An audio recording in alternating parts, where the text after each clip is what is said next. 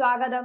കാര്യം കഴിയുമ്പോൾ കറിവേപ്പിലയാക്കി മാറ്റുക എന്നത് ബി.ജെ.പിയുടെ സ്ഥിരം തന്ത്രമാണ്. മഹാരാഷ്ട്രയിലും ബി.ജെ.പി അതേ തന്ത്രം തന്നെയാണ് പയറ്റിയിരുന്നത്.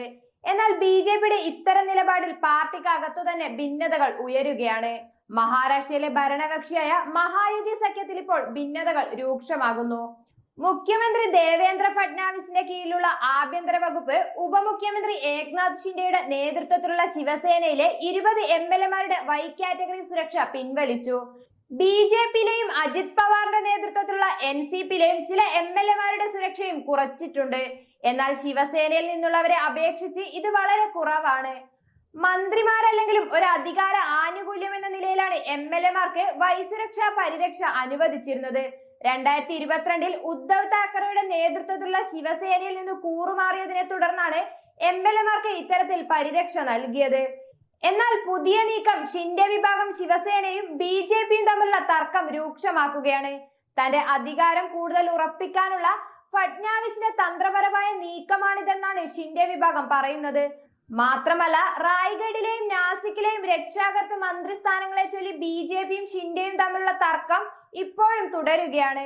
എന്നാൽ ഇത് മറ്റു മേഖലകളിലേക്കും വ്യാപിച്ചിട്ടുണ്ടെന്ന് തെളിയിക്കുന്നതാണ് ഇപ്പോൾ പുറത്തുവരുന്ന വാർത്തകൾ.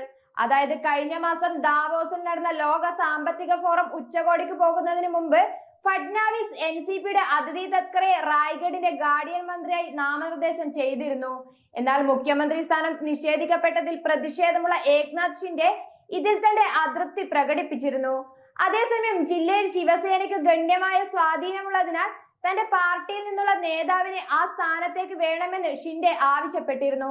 വിമർശനങ്ങൾ ഉയർന്നു വന്നതോടെ തത്കറയുടെ നിയമനം താൽക്കാലികമായി റദ്ദാക്കുകയായിരുന്നു.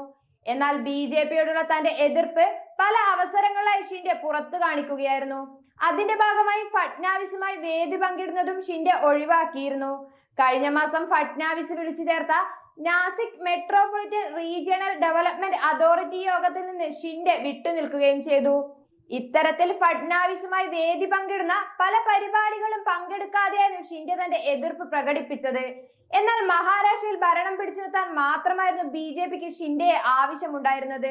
ഒടുവിൽ ഭരണം പിടിച്ചെടുത്തപ്പോൾ ഷിൻഡെയെ കറിവേപ്പിലയാക്കുകയായിരുന്നു ബി.ജെ.പി. എന്തായാലും ഇതിനെതിരെ ഷിൻഡെ വിഭാഗം എംഎൽഎമാരിൽ നിന്നും കടുത്ത പ്രതിഷേധമാണ് ഉയർന്നിരിക്കുന്നത്. ഇത്തരത്തിൽ പ്രതിഷേധങ്ങൾ ഉയരുന്ന സാഹചര്യത്തിൽ ഒരുപക്ഷെ ഷിൻഡെ വിഭാഗം ബി.ജെ.പിയിൽ നിന്ന് വിട്ടുപോകുവാനുള്ള സാധ്യതയുമുണ്ട്.